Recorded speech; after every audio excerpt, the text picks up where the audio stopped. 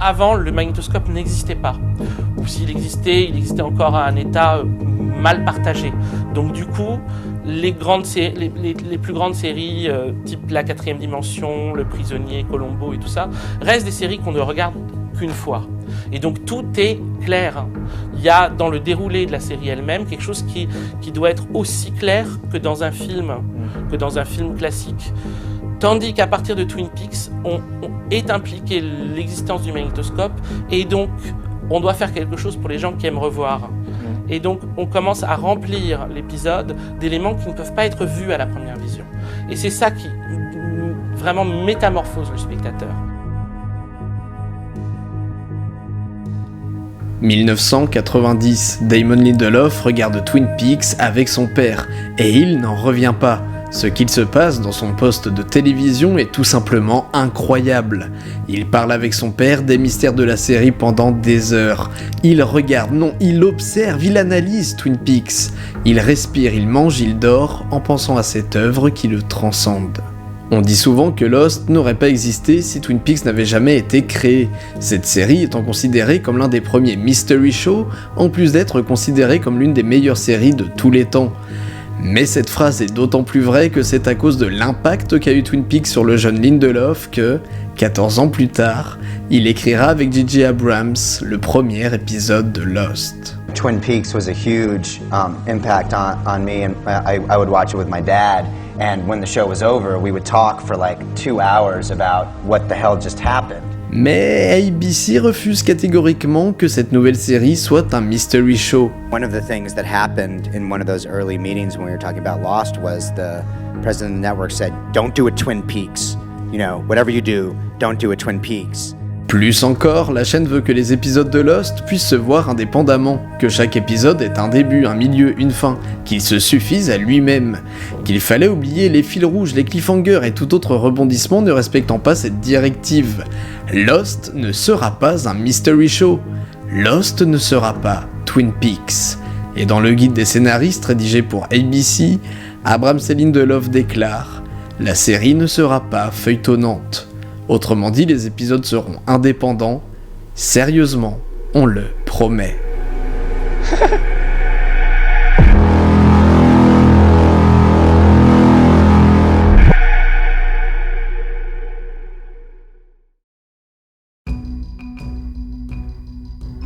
Si Abrams et Lindelof n'ont pas tenu leur promesse, il fallait aussi qu'ils réalisent l'épisode le plus cher de l'histoire à ce moment-là, soit 13 millions de dollars, et qu'Abrams annonce ensuite son départ pour se consacrer à Mission Impossible 3. Tout un bordel, sincèrement, j'imagine la tête des dirigeants d'ABC quand ils ont découvert tout ça. This ABC executive came over and said, we've done our market testing, and we don't think a lot of people are going to watch the show. And that's, sorry Damon, like, you should be very proud of it.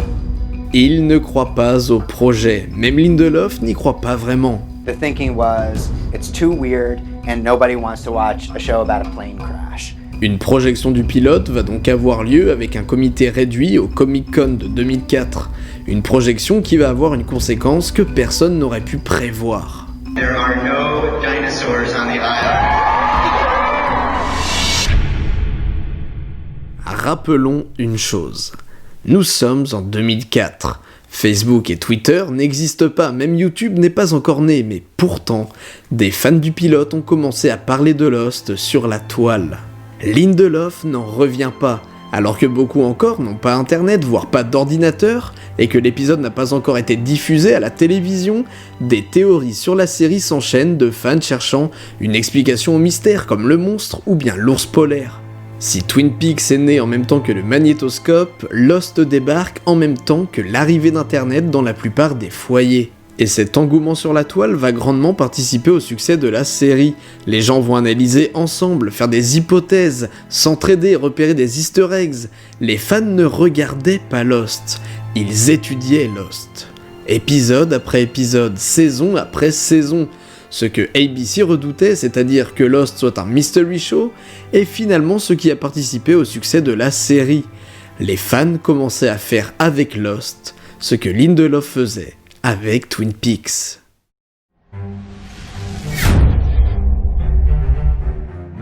« 22 septembre 2004, le pilote est enfin diffusé sur ABC.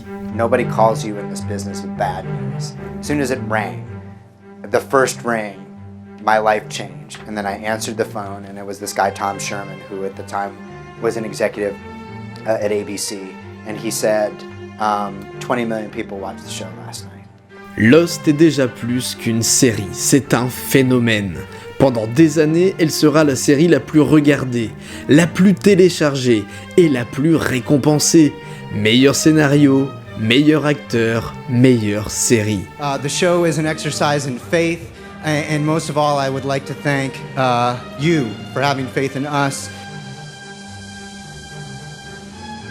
En même temps, c'est quasi du jamais vu à l'époque. Un casting aussi vaste, un budget colossal, une bande originale orchestrale, des décors réels, une ambition de raconter quelque chose et quelque chose de grand, la psychologie du personnage travaillée à fond, des personnages qui parlent même dans d'autres langues, tant de moyens mis en œuvre qui révolutionnent le monde des séries, car à partir de Lost, le grand public commence à reconnaître qu'il y a du potentiel dans les séries.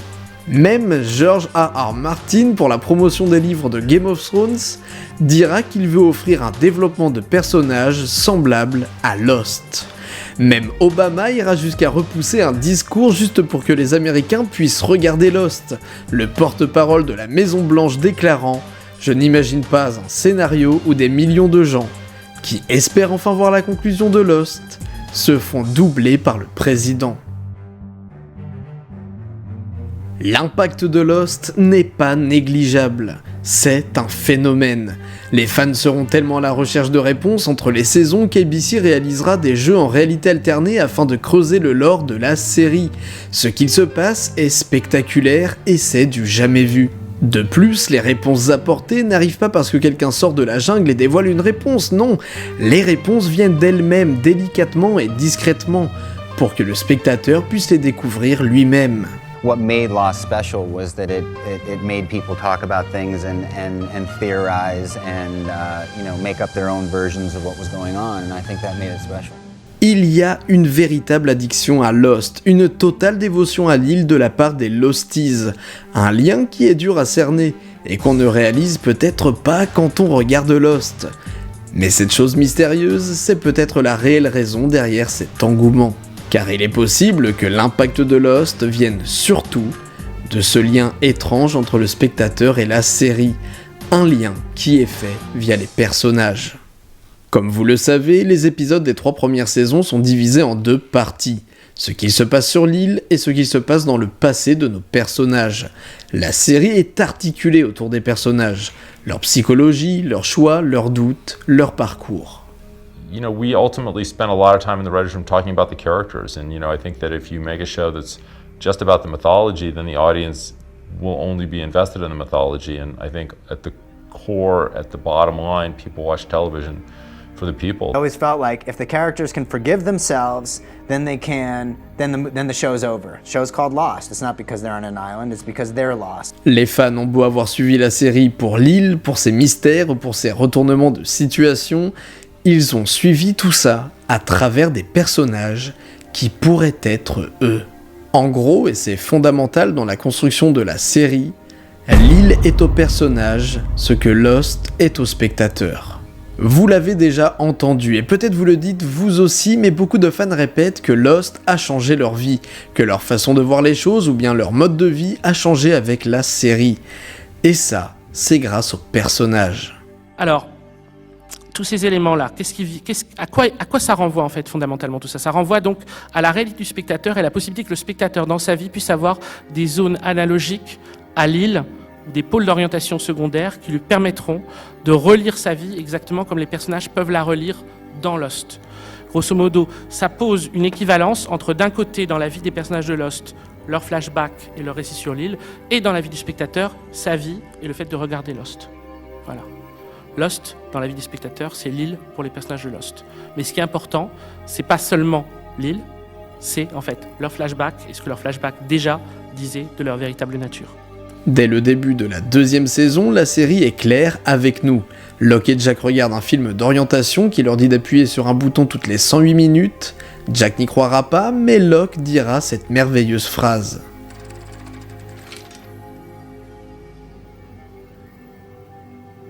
We're gonna need to watch that again. Ici, c'est une mise en abîme de la série. Jack et Locke représentent deux sortes de spectateurs. Celui qui en aura marre de ce mystery show qui est convaincu que la série part en couille, et celui qui va re-regarder les épisodes pour tout comprendre. Les personnages se feront guider par les films d'orientation des diverses stations qu'ils rechercheront pour donner un sens à leur vie, tout comme le spectateur le fait avec Lost. L'île est au personnage ce que Lost est au spectateur. Plus que ça, l'opposition entre Jack et Locke est primordiale pour que le spectateur se sente investi. Nous avons besoin d'un Locke qui croit en la série et qui essaie de trouver sa voie, tout comme on a besoin d'un Jack qui doute et qui remet en question tout ce qu'il se passe. Sans ça, la série s'effondre. Why do you find it so hard to believe? Why do you find it so easy? It's never been easy. C'est ce qui fait que Lost fonctionne. Je sais que parmi vous, beaucoup n'aiment pas Jack. Mais sans lui, sans ce mec terre-à-terre qui pose des questions et qui remet en cause tout ce qui se passe sur l'île, le lien avec le spectateur est brisé. Car si cette situation nous arrivait réellement, certains seraient comme Locke, certes, mais beaucoup d'autres comme Jack. I don't believe in destiny. Do you ever think that maybe they put you down here to push a button every 100 minutes just to see if you would? It's an island, John. No one needs to protect it. Grâce à Locke, la série dépasse toujours ce qu'elle nous offre par son infinité de possibilités. Et grâce à Jack, le lien avec notre réalité est solide, et l'île n'en paraît que plus crédible. Il y a un lien bizarre mais puissant qui va donc se lier entre le spectateur et l'île à travers les personnages. C'est comme si la série changeait le destin des spectateurs, comme si comprendre l'île ou résoudre un mystère allait le faire progresser dans sa vie réelle. Comme si ça dépassait le contexte de la série. Tout ceci nous renvoie à Lindelof devant Twin Peaks qui était époustouflé par ce qu'il voyait, dont sa passion était d'enregistrer les épisodes sur son magnétoscope, de les re-regarder et d'en parler avec son père. Le lien entre Lost et les Losties est viscéral, presque insaisissable, voire absurde pour quelqu'un qui a lâché la série en cours de route, ou qui n'a pas aimé son visionnage. Mais un rapport presque spirituel se crée entre le fan et l'île. Trouver un sens dans Lost, c'est comme s'orienter un peu dans son existence. Et ce qui est fou dans cette histoire, c'est que l'île semble même avoir eu un réel impact sur les acteurs. Là où il permet au spectateur de se retrouver, d'apprendre de sa vie, de pouvoir peut-être régler ses problèmes ou d'avancer, l'île a changé les acteurs à tout jamais. So without being on the run, I was definitely moving a lot. And this forced me to stay still and it forced me to connect on a level that I don't know if I've ever connected before. Can't believe I get paid for this. Oh, it just feels like I'm in heaven. As soon as we met on the first night we all met, we were like, oh my God. The experience of playing Jack Shephard and the experience of being in Hawaii for 6 years and working with the people that I worked with, and that's all of life changes you to some degree. The changes we all went through as individuals were reflected in our characters and vice versa. Vous savez, je pense que l'île a aussi changé ma vie. Je n'ai aucune honte à avouer que je fais partie de ces fans qui ont analysé et décortiqué les épisodes jour après jour, et qui déclarent aujourd'hui que sans Lost, je serais différent. Je vous en fais part, car ça va être très important pour la suite. Retenez bien tout ce qu'on vient de voir sur l'impact qu'a eu la série. Des mystères intrigants dont les réponses apparaissent progressivement par pièces, des personnages crédibles dont l'histoire est basée sur leur passé, leurs choix, leur morale, leurs doutes, leurs conséquences, leurs blessures, leur parcours. Une île magnifique sur laquelle chacun a le choix de revivre et d'orienter sa vie d'une nouvelle manière. La balance entre la foi et la raison, une série qui fait apprendre aux personnages qui ils sont vraiment, une œuvre qui a transcendé son message pour qu'il s'applique aussi à ses spectateurs. Ce lien puissant entre les Losties et la série. Alors retenez tout ça, car tous ces points sont la raison pour laquelle la dernière saison a été pour beaucoup de fans une véritable trahison. Elle a généré frustration, incompréhension, déception et même de la colère. No! Stop smiling, you're dead! I hate you! Don't! Mais avant de rentrer dans le vif du sujet, admirons ce superbe trailer de la saison 6, réalisé par la chaîne espagnole Cuatro. Said a wise man, life is a chessboard of nights and days. Where God using men as his pawns, plays hither and thither moves, and checkmate as slays. And one by one, he places them back in the box. For each pawn has its fate, as does each player, as does God.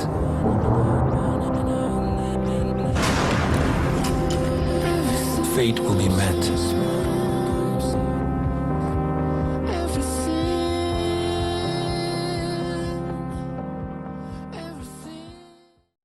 Magnifique, n'est-ce pas ? Eh bien, ce trailer résume tout ce qui ne va pas dans cette dernière saison de Lost.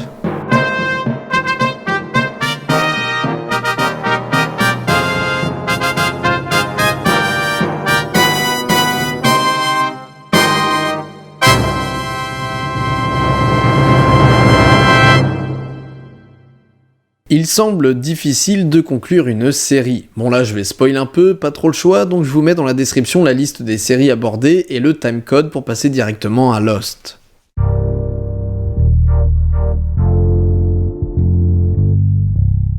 Beaucoup de séries passent par une case un peu spéciale lors de leur dénouement final, le changement d'enjeu, comme si avant de se terminer, il fallait se réinventer. Et ce changement d'enjeu est souvent en lien avec un élargissement de l'univers, à la fois pour que le spectateur assiste à un sentiment de grandiose et de finalité, mais aussi parfois pour mettre quelques lumières sur des zones d'ombre de l'intrigue. Le cas de Prison Break, avant son reboot bien sûr, est intéressant. La 4e saison n'a plus rien à voir avec l'univers carcéral, mais la démolition de The Company semble tout de même un passage obligé et logique. Pourtant cette saison semble comme déconnectée des 3 autres, comme si on ne regardait plus la même série alors que son parcours est totalement cohérent, et cette saison nécessaire. Lincoln. Isn't your brother? L'univers a changé, il a été élargi. Et le cas est intéressant dans Spartacus, car inspiré bien sûr d'une histoire vraie. La dernière saison n'a plus rien à voir avec le monde des gladiateurs, maintenant on fait place à la guerre. C'est la suite logique de la rébellion, et j'ai beau avoir kiffé de dingue, cette dernière saison, elle semble détachée des 3 autres. C'est probablement ce changement avant la conclusion finale qui fait qu'une partie des spectateurs n'apprécie pas les fins, car souvent, la fin d'une dernière saison conclut très bien cette dernière saison, mais a parfois du mal à conclure l'entièreté de la série, à cause de ce fameux élargissement. On pensera notamment à Fringe, Scrubs ou à Angel, dont l'ambiance de leur saison finale n'a rien à voir avec le reste de la série. Comme si il fallait se débarrasser des enjeux précédents avant de fermer le rideau. Le spectateur assiste là à une dernière saison comme il ne l'avait jamais imaginé, comme si la série s'était déjà terminée dans l'avant-dernière. D'autres vont rester plus subtils en nous montrant juste au dernier instant ce sur quoi l'œuvre parlait depuis le début. Dans Breaking Bad, il n'y a plus Gus ou Hank dans les derniers épisodes. Et bien que certains estiment donc que le climax de fin semblait peu pertinent, la série nous révèle ici l'entièreté de sa nature. L'essence même de Breaking Bad, c'est la relation entre Walt et Jesse. Elle a commencé avec eux, elle finira avec eux. Say you want this! Nothing happens until I hear you say it! La fin de Banshee prend aussi son spectateur par surprise. Déjà que les lieux auxquels le spectateur s'est habitué pendant 3 ans sont remplacés par de nouveaux, le combat incroyable qu'on nous a teasé entre Hood et Proctor pendant toute la série, cet affrontement final, eh bien il n'arrivera jamais. Proctor meurt à cause de ses propres ambitions devenues beaucoup trop grandes. Une façon intelligente de clôturer cette intrigue, mais qui, bien sûr, en a déçu plus d'un, certains spectateurs voyant là une fausse promesse des scénaristes qui n'a pas été tenue, dans une saison déjà beaucoup trop différente. Là est le paradoxe de la fin de série. Le spectateur doit à la fois être surpris de la conclusion tout en ayant ce qu'il souhaite quand même. Un compromis qui peut faire basculer la réputation d'une série à laquelle sa fin sera souvent attachée à jamais à son image. Mais ce que les spectateurs n'aiment pas majoritairement, c'est quand la série qu'ils regardent passe son dernier acte sur un agrandissement de l'univers qui, d'un coup, est censé tout remettre en question, comme si un nouveau lore venait de naître au dernier moment, mais auquel il ne peut faire aucun lien, aucune corrélation avec ce qu'il a vu les dernières années. Souvent, les fans se sentent trahis. C'est notamment le cas de Californication, de Dexter ou même de Naruto. Alors que Californication a passé 6 saisons centrées sur l'amour que Hank porte à sa fille, Becca, et le fait qu'il voulait retrouver sa famille, La 7ème saison nous apprend en fait qu'il avait un fils caché depuis le début. Ça brise quelque chose dans la nature même de l'histoire et les 6 saisons précédentes ne pourront jamais être vues de la même manière.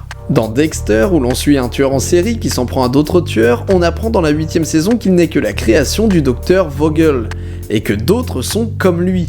Des spectateurs se sont sentis trahis car la dernière saison, celle qui devait conclure des années de visionnage, se concentre uniquement sur quelque chose qui n'a aucun lien avec le reste de son aventure. Peut-être était-ce une bonne idée finalement, mais ce qui n'a pas plu, c'est que cela arrive dans la dernière saison, comme si le spectateur devait tout réapprendre quelques heures avant la fin. Tout réapprendre d'un univers qu'il s'était déjà approprié. Naruto, tout ça pour qu'à la fin on apprenne qu'il n'était qu'une réincarnation et que ce qui s'est passé était prévu et écrit depuis fort longtemps. Ce n'est pas comme Breaking Bad où la série nous dévoile un aspect plus intime de son message. Ici, Naruto révèle un autre message qui va à contresens de centaines d'épisodes. On entend souvent que les fins de série sont pétées, tirées par les cheveux ou qu'elles souffrent de la saison de trop. Et il est difficile de savoir pourquoi les showrunners font tel ou tel choix pour clôturer leur œuvre. Mais même des séries acclamées pour leur écriture se retrouvent avec des fanados dans leur finale, comme pour Soprano. Le principe même d'un feuilleton, c'est qu'il y aura un épisode suivant. Mais vient le jour où la série se termine, et si ce n'est pas chose facile pour le spectateur, c'est peut-être, sûrement, encore plus difficile pour le showrunner. Et dans tout ce bordel des séries terminées, il y a Lost. La fin des Sopranos en 2007 a d'ailleurs influencé l'écriture de Lost, Lindelof et Hughes n'ayant pas du tout apprécié sa conclusion et déclarant que Lost ne se terminerait pas d'une manière aussi soudaine et irrésolue. Au passage, il existe une fin alternative de Lost inspirée de Sopranos. Mais nous sommes là pour parler de la réelle fin. Lost, une série qui dans l'esprit de beaucoup ne renvoie pas à son incroyable succès ou ses qualités extraordinaires, non, mais à sa conclusion qui en a trahi plus d'un. Lost est devenue la série qu'on prend en exemple pour parler de celle dont la fin est décevante, une fin qui restera à jamais collée à son image. Vous vous rappelez quand Game of Thrones faisait la promotion de ses livres en citant Lost, terminé. A.R. Martin détestera la fin de la série et c'est même lui qui est à l'origine de l'expression « pulling a Lost », c'est-à-dire foirer une série, et il inclura même le mot Lost dans le langage Dothraki. Dans le peuple de Khal Drogo, Lost veut dire mauvais. Un réel tournant pour une série qui avait suscité autant de passion, autant de dévotion. Okay, so we have The Architect, and then we have Lost, and the Lost is not enough, and The Architect is too much, and somewhere in between is just right, and I'm gonna always be closer to Lost than I am to The Architect. On avait déjà vu sur la chaîne que les showrunners voulaient finir la série sur la saison 4 ou bien la saison 5, et qu'il n'était pas clair pourquoi la saison 6 a été rajoutée au calendrier dès 2007. Et pour tout vous dire, je me pose encore la question. J'ai épluché interview sur interview sans trop trouver de réponse.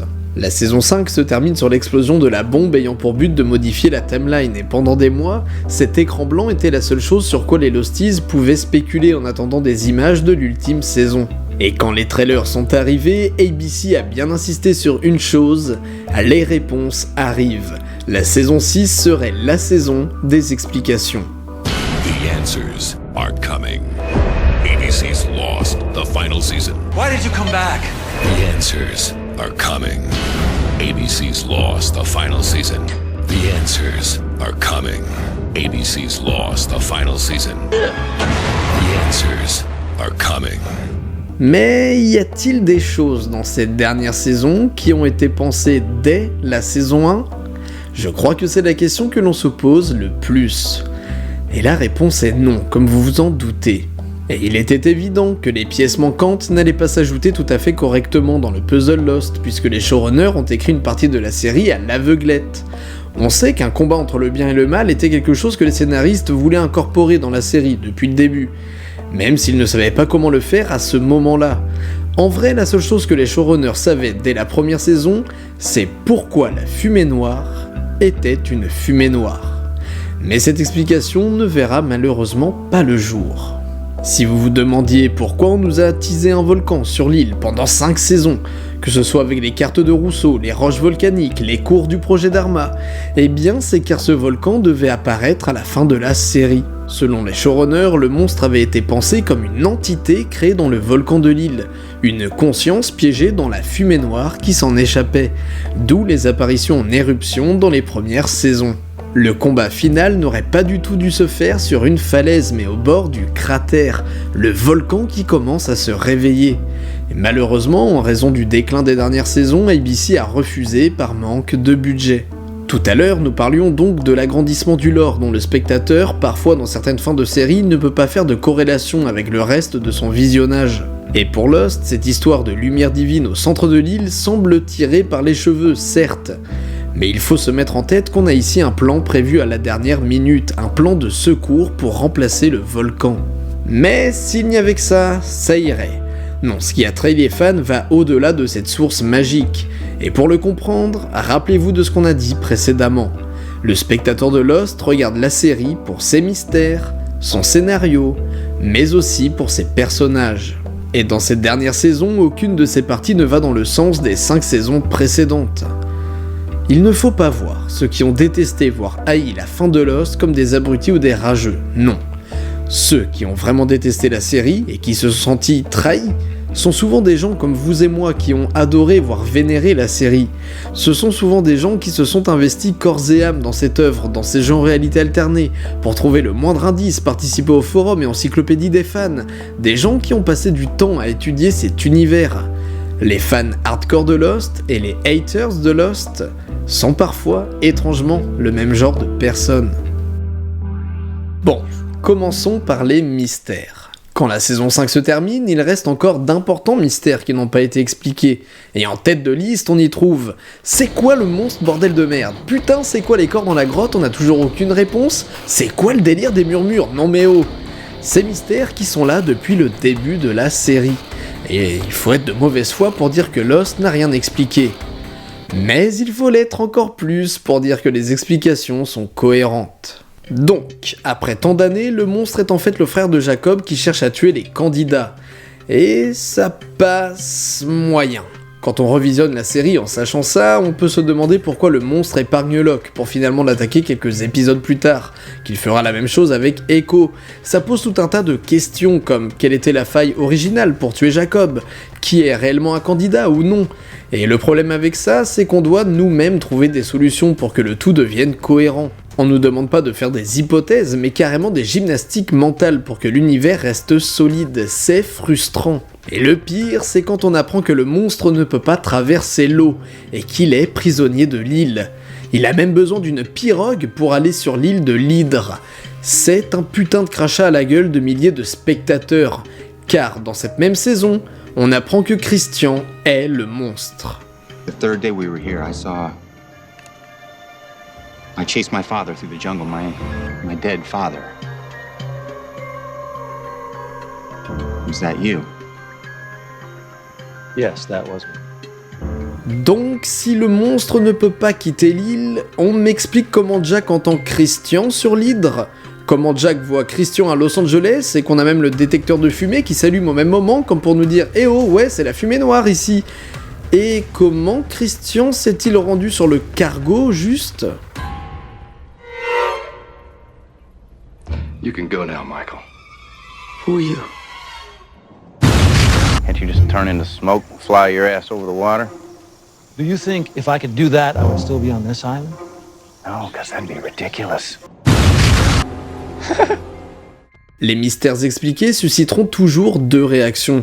D'une part, le spectateur qui trouve ça crédible et qui va tenter de répondre aux incohérences, d'autre part, celui qui abandonne face à ces explications, sachant pertinemment que rien n'avait été prévu depuis le départ. Le problème du monstre, c'est que l'étendue de ses pouvoirs, ainsi que ceux de Jacob, peuvent expliquer tout et n'importe quoi, comme si ces personnages étaient plus des cache-misères que de véritables réponses. Pourquoi Hurley a-t-il vu Dave ? Peut-être que Jacob ou le monstre l'a fait apparaître pour une raison inconnue. Pourquoi Kate a-t-elle vu le cheval ? Peut-être que Jacob ou le monstre l'a fait apparaître pour une raison inconnue. Pourquoi la cabane bouge ? Peut-être que Jacob ou le monstre la font bouger pour des raisons inconnues. Pourquoi le pilote est-il mort si le monstre veut quitter l'île ? Peut-être que le monstre l'a tué pour une raison inconnue. Peu importe vos explications, vous arriverez à faire tenir l'univers de Lost de manière crédible, à l'aide de gymnastique mentale, là où les spectateurs voulaient des réponses claires et cohérentes. L'aventure Lost et son écriture à l'aveuglette a beau avoir été une incroyable expérience et un défi à l'imagination, quand il vient le temps de conclure, le retour à la réalité fait un peu mal. Mais hey, les réponses arrivent! The answers are coming. Les corps dans la grotte, ce sont donc le frère de Jacob et sa mère. Alors, comment dire? On veut nous faire croire ici que la série répond à tout, qu'elle a la réponse à tout, que tout avait été pensé depuis le début, mais encore une fois, elle est à côté de la plaque. Jack le dit, et ça, ils l'ont bien enlevé au flashback. La décomposition des corps et de leurs vêtements prouve qu'ils sont morts il y a 40 voire 50 ans. Pas des milliers d'années. Idea how long they've been here? Long. Takes 40 or 50 years for clothing to degrade like this. Lindelof est le premier à dire « Hey, Jack est un chirurgien, pas un archéologue, il peut se tromper ». Ok, mais Lindelof, si seulement c'était que ça qui allait pas. Les corps ne sont pas positionnés non plus de la même manière que la saison 1. Jacob positionne les corps côte à côte, tandis que dans la première saison, ils sont séparés de plusieurs mètres. C'est frustrant, comme si vous aviez trouvé une pièce du puzzle, mais que pour que celle-ci puisse rentrer, il fallait forcer jusqu'à casser l'un de ses angles. Mais cette scène est nettement meilleure que celle qui révèle la vérité sur les murmures, car hey, les réponses arrivent! The answers are coming. Là où la série parsemait les explications de flashbacks, de signes discrets, de phrases à double sens, d'indices subtils à trouver méticuleusement, on a ici Michael qui se pointe et qui fait « Hey, les murmures, c'est les âmes piégées sur l'île, bye bye Hurley !» There are others out here, like you, aren't there? That's what the whispers are? Yeah. Je déteste cette scène, car la série que je connais, le Lost que j'ai aimé pendant 5 ans, n'aurait jamais fait ça. On aurait eu tout un épisode sur, par exemple, la mort d'un personnage qui se retrouve à l'état d'esprit sur l'île, condamné à murmurer dans la jungle, et on aurait compris ça en étant personnellement investi dans l'intimité du personnage. Depuis quand quelqu'un sort de la jungle pour expliquer les mystères dans cette série ? Vraiment, c'est insultant presque.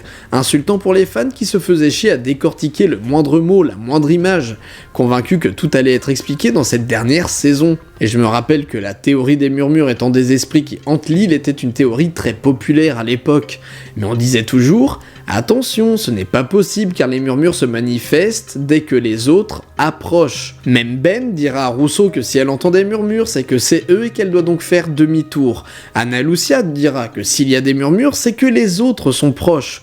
Il est sous-entendu pendant 5 ans qu'il y a un rapport entre les murmures et les autres. Mais non. Enfin, on pourrait toujours dire que peut-être les membres du projet Dharma hantent les autres depuis la purge pour une raison inconnue. Peut-être que les esprits sont condamnés à murmurer pour une raison inconnue. Merde, on aurait dû le voir. Et au passage, le cargo n'était pas dans le rayon de l'île, puisque quand celle-ci se téléporte, le cargo n'est plus à l'horizon. Donc comment au juste Michael s'est retrouvé piégé sur l'île ? Mais hey, les réponses arrivent ! The answers are coming. C'est sans parler des Flash Sideways, c'est le gros mystère de cette dernière saison. Et pendant des années, Lindelof et Hughes ont dit qu'il n'y aurait jamais, au grand jamais dans la série, d'univers alternatif ou de purgatoire. Jamais. S'il y a bien un truc qu'ils ont répété encore et encore en interview, c'est ça. Pas d'univers alternatif, pas de purgatoire. Donc quand les Flash Sideways sont arrivés, ça nous a tous intrigués. On se demandait qu'est-ce que, quoi, comment, pourquoi, surtout quand les personnages ont commencé à se souvenir d'une autre vie. Et réponse finale, les Flash Sideways sont un endroit métaphysique dans lequel les personnes se retrouvent après la mort. Ne jouons pas sur les mots, c'est un purgatoire. Bon, de mon côté, j'étais bien trop occupé à pleurer toutes les larmes de mon corps quand la révélation est arrivée pour en vouloir au showrunner. Mais je comprends cette trahison que beaucoup ont ressentie. Le monstre, les corps, les murmures, et maintenant ça. La résolution de la série se fait sur l'explication d'un mystère qui n'apparaît que durant cette 6ème saison, et qui va à l'encontre des propos même des créateurs. C'est bizarre. Enfin, on aura le temps de reparler des Flash Sideways un peu plus tard. Mais doit-on vraiment pointer du doigt les mystères, ou tout simplement un scénario bancal ?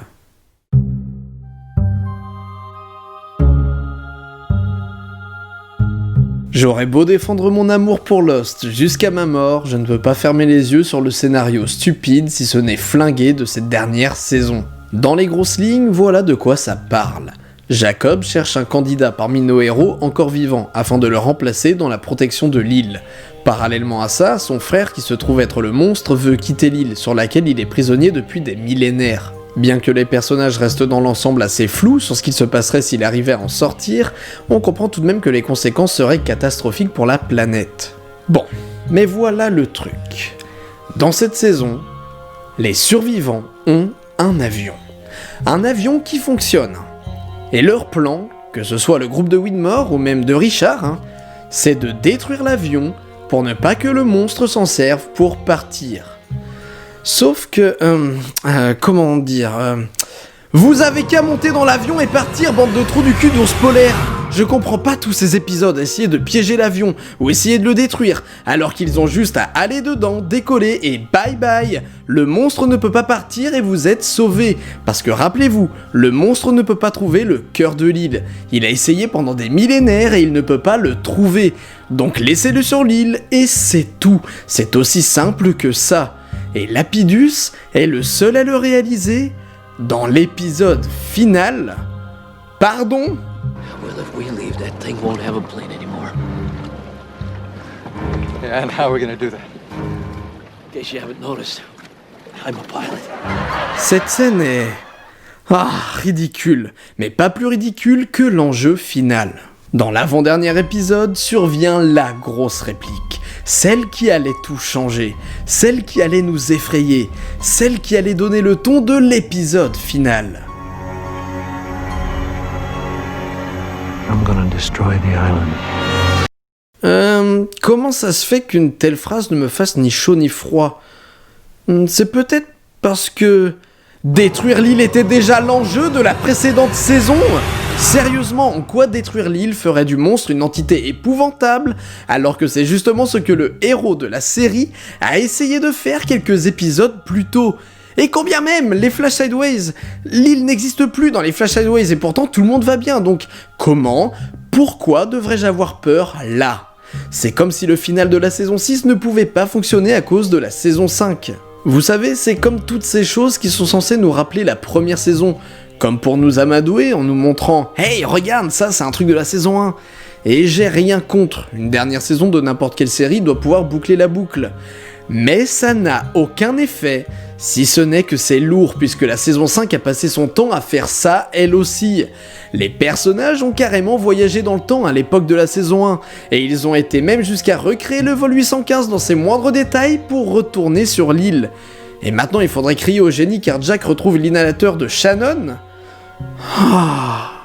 Mais enfin bon, alors que Jack, nouveau gardien de l'île, pourrait juste donc quitter l'île avec tout le monde pendant que le monstre serait piégé jusqu'à la fin des temps sur l'île, il décide de lui montrer le cœur de l'île.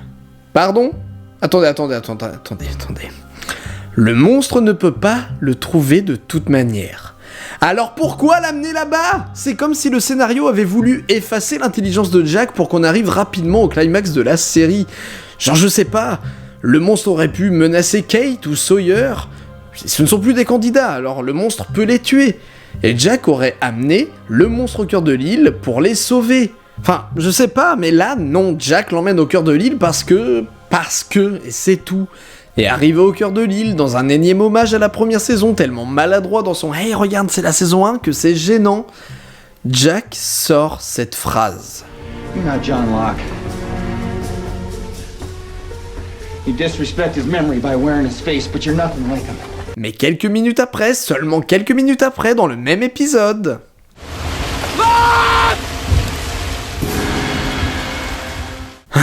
Tout ça m'amène à une hypothèse. Libre à vous, bien sûr, d'en douter ou de la critiquer, mais ça m'amène à une hypothèse qui me rend dingue.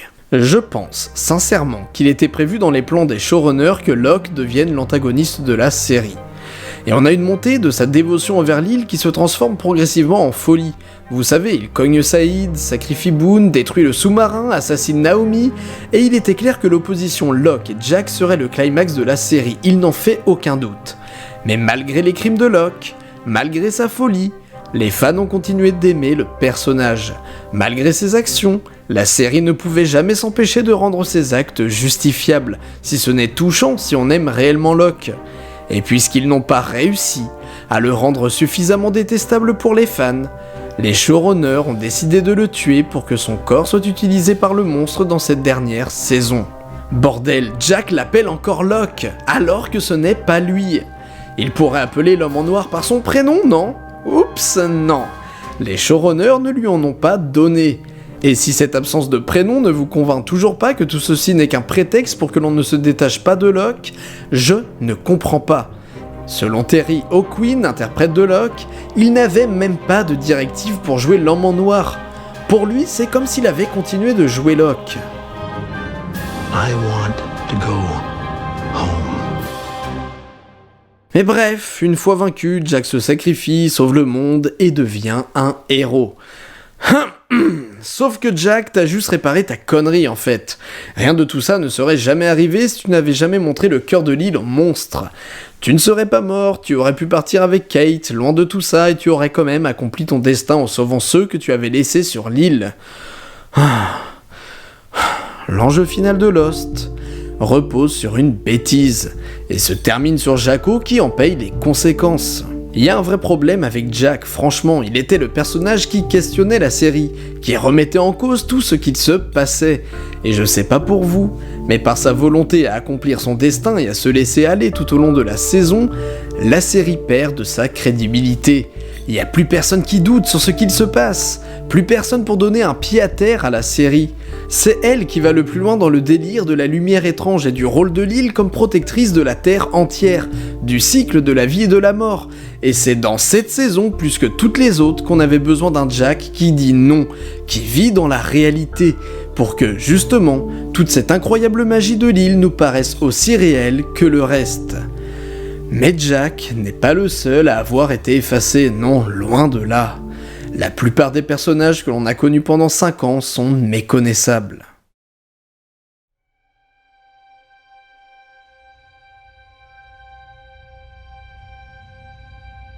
Lost est une série qui a toujours mis en avant ses personnages. Chaque épisode était centré sur l'un d'entre eux, nous permettant l'espace de 40 minutes de nous glisser dans sa peau, dans sa tête, de comprendre son point de vue, son parcours, ses enjeux. Les personnages et leur passé permettent à chaque spectateur de pouvoir s'identifier à eux, rendant ce qui se passe sur l'île d'autant plus convaincant, si ce n'est réaliste. Mais cette ultime saison va changer les règles. Cette fois, il n'y a plus de flashback ni de flash forward pour les comprendre. On a les flash sideways, qui contrairement à d'habitude n'auront aucun impact sur les événements qui se déroulent dans le présent. Et comme si ce n'était pas suffisant, tous les personnages vont être au cœur du conflit qui oppose Jacob et son frère. Toute la saison, on va les voir gesticuler, un peu n'importe où et n'importe quand, sans que quasi aucune de leurs actions ne soit articulée autour de leur propre choix ou envie. Les personnages passent leur temps à faire ce qu'ils doivent faire, soit pour Jacob, soit pour l'homme en noir. Il n'y a rien d'intime ou d'organique ici. Personne n'agit réellement pour soi dans cette saison. Pourtant, il y a dans cette saison l'une de mes scènes favorites. I had a chance to save her. But I chose the island over her. All in the name of Jacob. I sacrificed everything for him. And he didn't even care. Yeah, I stabbed him. I was so angry, confused. I was terrified that I was about to lose the only thing that had ever mattered to me, my power. But the thing that really mattered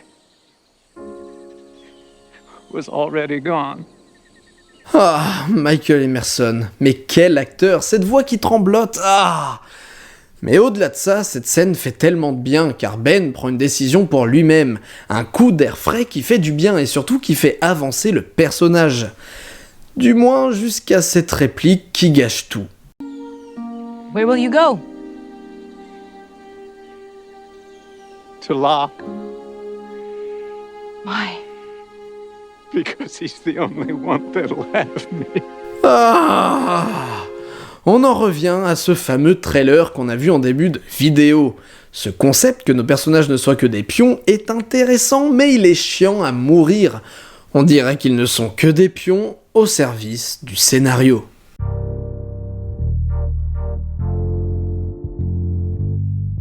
Si une fin de série doit résoudre les intrigues et mystères qu'elle a créés, elle doit aussi et surtout terminer l'arc des personnages. Selon Carlton Cuse, l'idée de faire d'Hurley l'homme en charge de l'île est une idée qu'il avait eue bien avant la dernière saison. Et il est vrai que le personnage d'Hurley est probablement celui qui s'en sort le mieux. Bon, il n'échappe pas à quelques facilités scénaristiques, comme le fait qu'il demande à Ben de l'aider alors qu'il a passé les 2 dernières saisons à le fuir, mais après tout ce qu'on vient de voir, ça va. Évidemment, l'arc de Jack est aussi magnifiquement bien conclu. L'homme de science borné qui devient finalement celui qui sauve l'île, c'est magnifique. Richard a aussi le droit à un épisode entier sur son passé. Un épisode qui, soyons honnêtes, est probablement l'un des meilleurs épisodes de la série.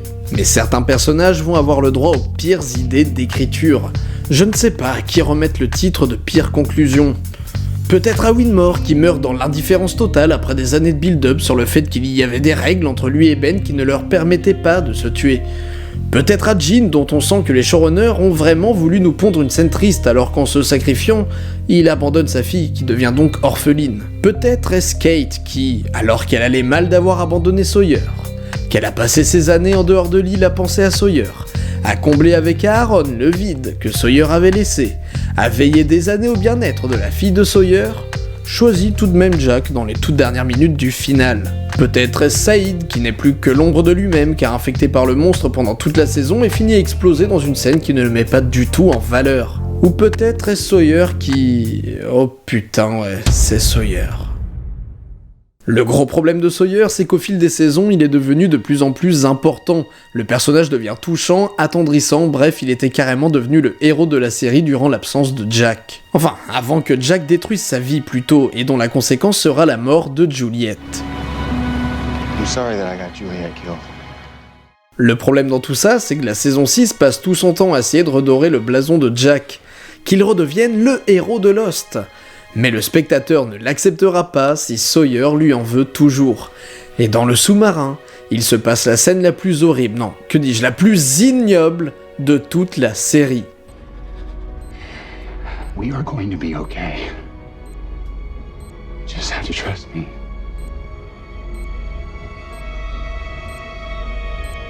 Sorry, Doc, I don't. Sawyer active la bombe et a donc les morts de Saïd, Sun et Jean sur la conscience. Mesdames et messieurs, ceci s'appelle le sabotage de personnages.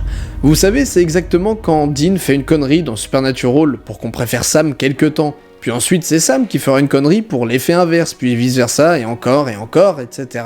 Là, c'est exactement ça. Si Sawyer en veut toujours à Jack, alors les fans n'accepteront pas la fin. Alors, la seule chose qu'ont trouvé les showrunners, c'est que Sawyer soit à l'origine de la mort de 3 personnages, et fait donc pire que Jack.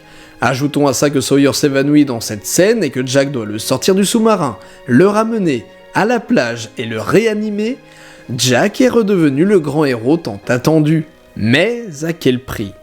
Au prix du sabotage du personnage de Sawyer. Et de tout ce que j'ai vu dans Lost, sincèrement, c'est ce que j'ai le plus détesté. Et détrompez-vous, il ne s'agit pas là de faire avancer le personnage, non, car Sawyer ne sert strictement à rien dans l'épisode final. Mais au-delà de tous ces problèmes se trouve le problème, le gros problème des personnages dans cette saison. Durant toute la série, l'enjeu principal des personnages est la survie. Survivre au manque d'eau, survivre face aux animaux sauvages, survivre contre les autres, survivre aux monstres, survivre face à la décharge, survivre aux infections, survivre aux trahisons, survivre à son destin, survivre à sa grossesse, survivre aux membres du cargo, survivre au flash temporel, survivre au projet d'Arma, etc., etc. Et beaucoup de personnages n'ont pas réussi à survivre jusque-là. L'île était inquiétante, mystérieuse et surtout dangereuse. Et toutes les menaces ont été retirées dans cette dernière saison. Genre, vous avez déjà eu peur qu'un personnage se retrouve seul dans la jungle dans la saison 6 ? Non, car l'île n'est plus inquiétante. Et pire que ça, on apprend que le monstre ne peut pas tuer nos personnages. Pire idée de la série. On passe donc déjà la saison à suivre des personnages qui suivent d'autres personnages, mais il fallait aussi qu'ils ne soient pas en danger. Je suis désolé mais ça, c'est chiant. C'est chiant car je ne peux pas m'inquiéter pour ces personnages. C'est chiant car je sais que peu importe ce que le gros méchant de la série peut faire, il ne peut pas leur faire de mal. C'est chiant car du coup, je ne ressens pas l'angoisse qu'il pourrait leur arriver quelque chose. Cette saison, c'est la saison du manque de tension. C'est con pour la saison qui révélait son antagonisme ultime, quoi. Bon, mais malgré tout ce qu'on a vu, ça n'a pas été le pire pour la plupart des fans. Le pire, pour la plupart des Losties, ça a été la dernière scène.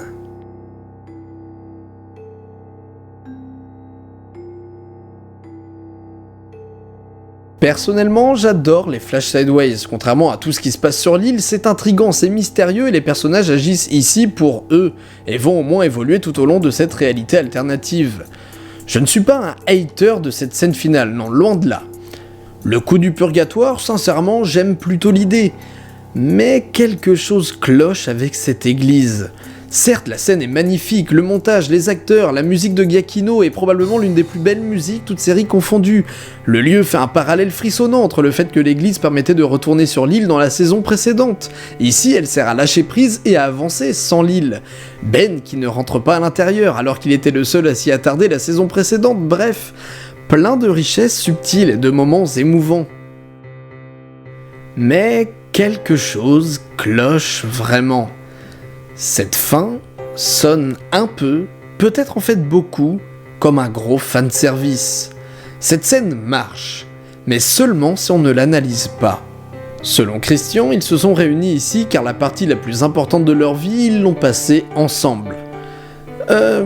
Donc vous voulez me faire croire que Boone, qui est resté 3 semaines sur l'île au moment où il est mort, voulait retrouver les survivants dans l'au-delà ?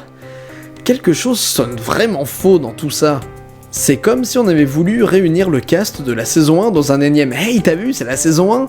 ainsi que des personnages qui sont ou ont été dans une relation amoureuse avec l'un d'entre eux, juste pour le plaisir des fans nostalgiques. Genre Libby, on est d'accord qu'elle n'est là qu'uniquement parce qu'il y a Hurley. S'il n'y a pas de Hurley, comme Ana Lucia ou Echo, je suis désolé, elle ne serait pas dans l'église. Ce fanservice est d'autant plus ridicule que Miles n'est pas dans l'église. Alors que pourtant, il a vécu 3 ans avec Sawyer, Jean et Juliet sur l'île. 3 putains d'années. Sawyer et Jack n'ont passé au total que 4-5 mois tout cassé ensemble. Miles a passé 3 ans avec eux. Et il n'est pas là, pardon. Miles, un personnage qui dans la vie était seul et incompris. Non mais je suis désolé, mais si Miles devait lâcher prise avec des gens, je suis désolé, mais c'est ici que ça devait se passer. Si Boone est là, Miles devrait l'être aussi. Mais non, car hey, t'as vu, c'est la saison 1. Bon, on a Desmond et Penny, vous me direz, mais en soi, Desmond était là dans la saison 1, et les fans adorent Desmond, donc sa présence était obligatoire dans l'église. Mais qu'en est-il de Hart, ou même de Flogger, qui ont été plus longtemps sur l'île que Boone ? Bon, on va pas chipoter, mais ce qui participe vraiment à ce sentiment de gros fanservice qui pue la merde d'ours polaire, c'est Saïd. Saïd a passé une partie de sa vie à chercher Nadia. Même sur l'île, il avait une photo d'elle avec marqué « Tu me retrouveras dans la prochaine vie ». Je répète, tu me retrouveras dans la prochaine vie. Et après avoir quitté l'île, Saïd va directement se marier avec Nadia. Et quand elle va mourir, il va passer des mois et des mois à tuer toutes les personnes impliquées dans sa mort. Et à la fin de la saison 5, il est prêt jusqu'à tuer Ben et à faire péter la bombe, juste pour que celle qu'il aime ne meure pas. Mais malgré tout ça, malgré 5 ans dans lesquels l'arc de Saïd était quasi centré sur sa relation avec Nadia, il finit dans l'église avec Shannon. C'est bizarre, dérangeant même. Mais au-delà de nos personnages méconnaissables, toute cette scène révèle son importance quand on se pose la question suivante. C'est quoi la fin de Lost si les Flash Sideways n'existent pas ? Imaginez. Il n'y a pas de Flash Sideways. La conclusion de Lost, c'est donc le combat final, Jack et Locke, Hurley qui devient gardien, les survivants qui montent dans l'avion tandis que Jack meurt de ses blessures et rideau. C'est comme si les showrunners savaient que le fait d'avoir perdu le volcan et d'avoir un peu transformé nos personnages en pions pour arriver au climax de la série n'allait pas faire plaisir aux fans. Alors ils ont créé les Flash Sideways pour que la série continue d'être mystérieuse jusqu'à la fin, pour qu'on ait au moins la sensation que l'histoire avance tout au long de cette saison, et pour camoufler un véritable désastre. Finir sur l'avion qui part n'aurait eu aucun impact, car les personnages qui y sont, si on oublie Claire, ont déjà quitté l'île en saison 4, ou avaient, durant la saison 5, l'opportunité de la quitter quand ils le souhaitaient. Les Flash Sideways sont là pour que l'on se focalise sur cette réalité plutôt que l'autre, car l'intrigue sur l'île, comme on a pu le voir, n'assemble pas toutes les pièces du puzzle correctement. Les Flash Sideways sont là pour nous donner l'illusion que tout est résolu, et que tout avait un sens. Même si on avait appris que l'île était en fait un ancien vaisseau extraterrestre pour tout expliquer, même si on avait appris que toute l'aventure n'était qu'un rêve chelou pour tout résoudre, peu importe la finalité de ce qu'il se passe dans le présent de la série, les showrunners ont voulu camoufler que 1. Ils n'avaient pas tout prévu depuis le début, 2. Que cette fin n'allait pas plaire à grand monde, 3. Que la fin n'allait pas dans le sens des autres saisons. Et c'est pourquoi on a cet énorme fan service. Les Flash Sideways, et surtout cette scène dans l'église, c'est un gigantesque cache-misère tordu pour nous faire fondre en larmes avec le cast de la première saison, pour que l'on ait le sentiment que tout est cohérent, du pilote à The End, de l'œil de Jack qui s'ouvre à celui qui se ferme, de la lumière du cœur de l'île à celle qui les accompagne dans la mort. Les showrunners ont répété pendant des années, non, il n'y aurait pas de purgatoire, non, il n'y aurait pas d'univers alternatif. Et peut-être que, comme moi à l'époque, vous adoriez ces mecs, que vous aviez foi en eux, peut-être même que vous étiez convaincus que tout allait quand même s'assembler jusqu'à la fin, et que leurs promesses n'étaient pas des paroles en l'air. Peut-être que vous aussi, comme des milliers de spectateurs, l'île était votre pôle d'orientation, que vous y trouviez un sens à votre vie, que la série a changé peut-être un peu un aspect de votre vie, de voir le monde ou de pratiquer votre spiritualité. Et donc peut-être que vous vous êtes senti trahi par Lindelof et Hughes. Peut-être que vous avez passé des heures à pondre des pages sur des forums et à tenter d'expliquer les mystères, et à vous investir dans les jeux en réalité alternée pour que tout parte en éclat avec cette fin. Peut-être que vous avez vécu Lost comme n'importe lequel de ces personnages et que, comme eux, dans cette dernière saison, vous vous êtes senti manipulé. Pas parce qu'il y avait une lumière miraculeuse au centre de l'île, pas parce que les personnages se trouvent dans une église à la fin, mais parce que la saison 6 ne ressemble pas du tout au reste de la série, et a donc du mal à la conclure réellement. Et ce n'est pas parce que vous aviez mis la barre trop haute, non, la série elle-même avait mis la barre très haute dès son pilote. La réponse, c'est car en visionnant pour la première fois la saison 6, vous vous attendiez à regarder Lost. Mais que Lost s'est terminé quand la bombe a explosé. L'incident de la fin de la saison 5, ce n'est pas la bombe qui explose, ce n'est pas la décharge électromagnétique. C'est l'apparition de Jacob et son frère qui ont flingué 5 ans de build-up pour rien. Deux personnages qui étaient censés répondre à tout, mais qui ont répondu à côté de la plaque en nous faisant poser encore plus de questions. Deux personnages antipathiques à qui on peut attribuer la moindre action, le moindre mystère, la moindre incohérence. Ces personnages ne sont pas des réponses, ce sont des pansements. Des pansements pour soigner une série qui n'était pas blessée. Ils sont là uniquement pour que l'on puisse se dire en revisionnant la série « Ah, peut-être que Jacob ou le monstre sont à l'origine de tel truc pour une raison inconnue. » Des pansements pour que l'on puisse expliquer tout et n'importe quoi sur la série. Mais en restant quand même vague, imprécis, flou, avec des peut-être à chaque début de phrase. Walt, Héloïse, Malking, les pouvoirs d'Hurley, de Miles, de Desmond, les apparitions inexpliquées comme Dave, comme Walt encore, ou le père de Kate qui possède Sawyer 5 secondes, les hiéroglyphes, les listes, les nombres, la cabane et j'en passe et des meilleurs, on peut tout expliquer avec « peut-être que Jacob ou le monstre est à l'origine de ça pour une raison inconnue ». Mais expliquer ça, ce n'est rien expliquer du tout. Et peut-être que vous me sentez en colère, peut-être que vous me trouvez trop sensible à propos de cette fin et je pense que vous avez raison. Mais cette saison a été vendue comme la saison, celle qui répondrait à tout. Même sur le coffret intégral, on nous dit que la série répond à tout. La saison dans laquelle nos personnages allaient comprendre leur raison d'exister. La saison dans laquelle nous allions même y trouver la raison à pourquoi on regarde Lost. Tout devait se conclure et s'assembler à travers des personnages qui allaient évoluer jusqu'à la fin de leur arc narratif. Et je suis désolé, mais au combat final, ce n'est pas l'île que je vois s'écrouler, c'est la série tout entière. Mais malgré tout ça, j'aime Lost.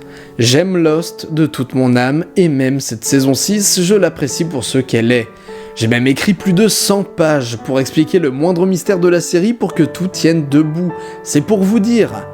Mais quand certains disent qu'ils se sont sentis trahis par Hughes et Lindelof, quand certains chient sur la saison 6, quand certains vont même écrire des pavés pour expliquer pourquoi cette fin est merdique, je ne peux pas, et je ne pourrai jamais leur en vouloir.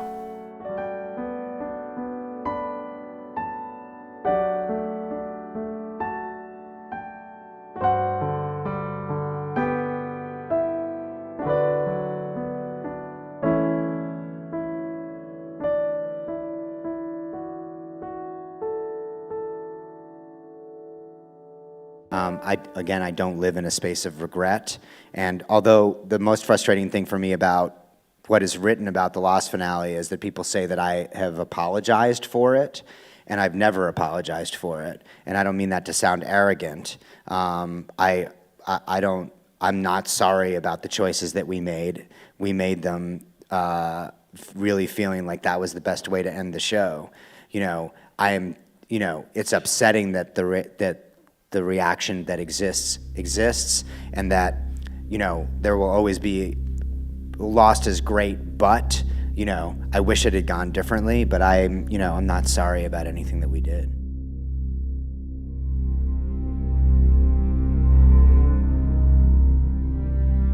« 1990.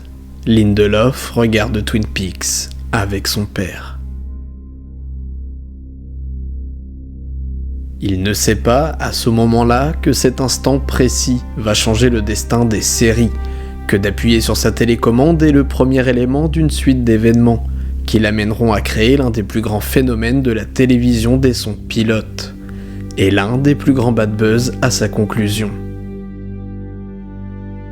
Mais grâce au pilote de Lost, aujourd'hui les chaînes donnent de sacrés budgets aux séries. Aujourd'hui de grands réalisateurs viennent travailler sur des séries. Aujourd'hui les séries sont reconnues comme un art à part entière. Et grâce à la fin de Lost, les showrunners savent qu'ils n'ont pas le droit à l'erreur, qu'une série doit se travailler avec des plans sur le long terme, qu'une conclusion à l'intrigue peut parfois faire totalement changer la réputation de l'œuvre. Alors, à l'image de Locke, j'aimerais penser que la fin de Lost soit arrivée pour une raison. Et cette raison, c'est d'éclairer le destin des futures séries. Que les showrunners étudient ce qui ne va pas dans le dernier épisode de Lost, pour que les fins qui nous attendent des prochaines séries ne soient pas aussi clivantes. Pour ne pas qu'on ait l'impression d'avoir eu du temps, encore, de perdu. The island, it was mythical, but in the end they died. I didn't understand it, but I tried. The island, it was mythical, and in the end they died. I didn't understand it, but I tried. The island, it was mythical, but in the end they died. I didn't understand it, but I tried. The island, it was mystical, and in the end they died. I didn't understand it, but I tried.